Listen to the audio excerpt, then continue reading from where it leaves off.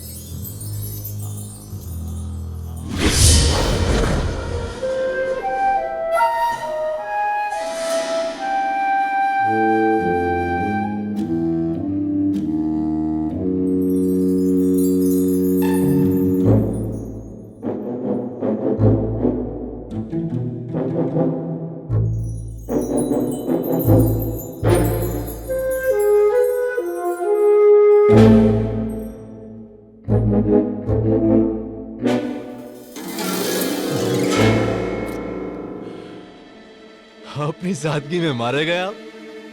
बिल्कुल अपने बाप की तरह।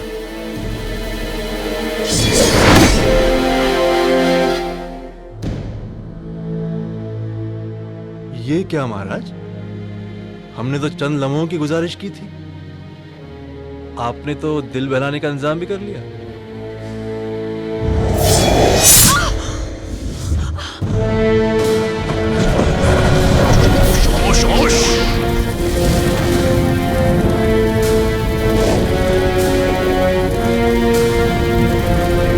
गुस्ताखी माफ।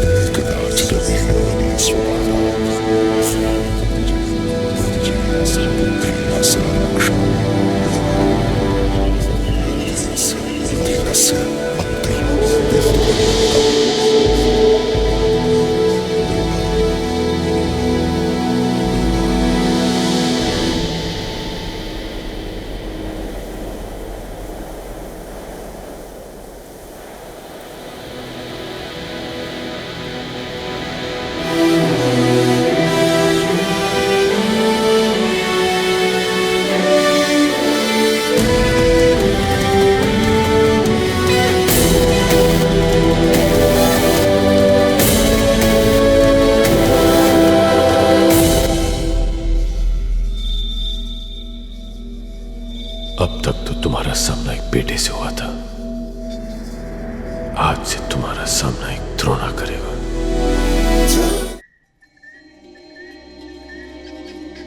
याद करने की कोशिश करो सोनिया, तुम्हारे बाबूजी ने तानी के बारे में कुछ तो पता होगा। नहीं साहब, ये तो एक रहस्य है जो सिर्फ एक द्रोणा जानते हैं।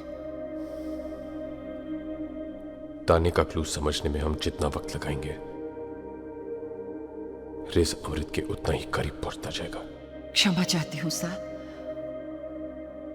उस अन्न की पहेली को तो वो असुर पूछ ही नहीं सकता है। वो राज सिर्फ वही खोल सकते हैं जिन्होंने उस अन्न पर उसे रचा हो। अन्न पर रचा हो? हाँ। बुंदेले हरबोलों की कथा गाथाओं में कई ऐसे कारीगरों की चर्चा है जिन्होंने सदियों से सृष्टि के सारे राज अपनी रचनाओं में संभाल के रखे हैं। इस अन्न का रहस्य भी शायद इन्हीं कारीगरों में से किसी एक की रचना है।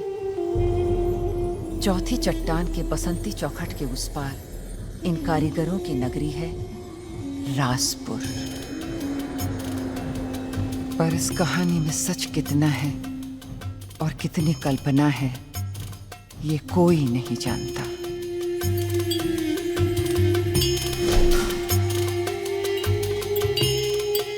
क्योंकि अगर ये कहानी सच हुई और रासपुर कोई गया भी हो तो उसे अपनी अंतिम सांस तक उस रासपुर के राज को राज ही रखना होगा।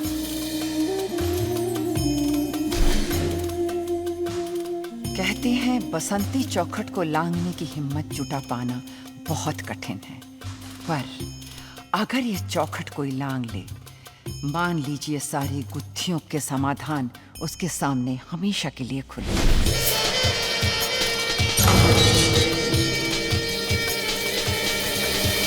जो वहां जाना चाहे उसे खुद ही जाकर परखना होगा कि आखिर ये कथा सत्य है या मिथ्या।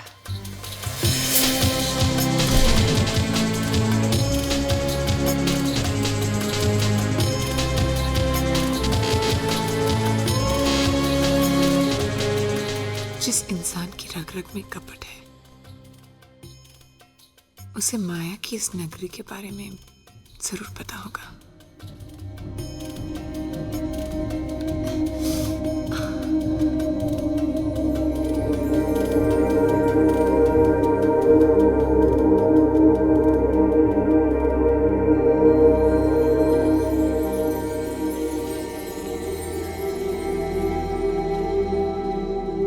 युद्ध, मयान, पोशाक, द्रोण,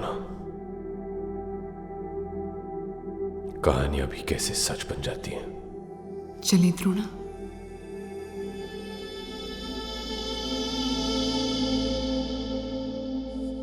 नहीं सोनिया, तुम्हारा इस हालत में जाना ठीक नहीं रहेगा।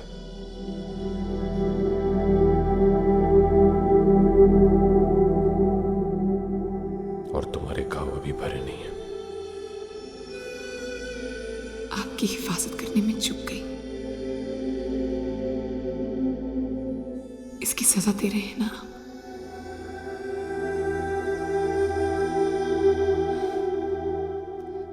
ये घाव तो भर जाएंगे, पर शायद आपका भरोसा मैंने खो दिया है।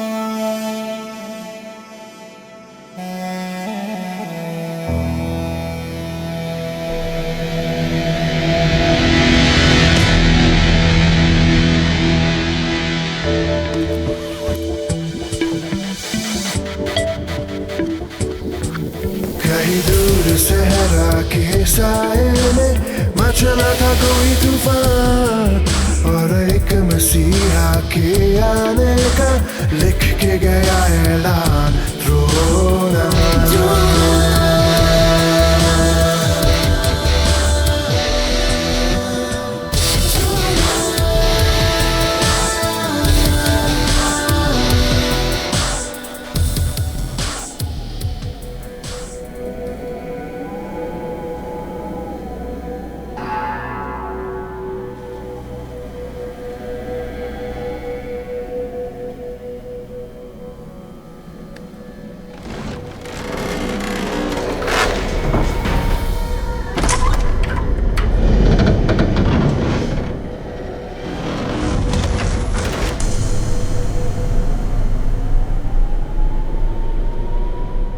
अगर ये कहानी सच ना हुई तो? पता करने का एक ही रास्ता है।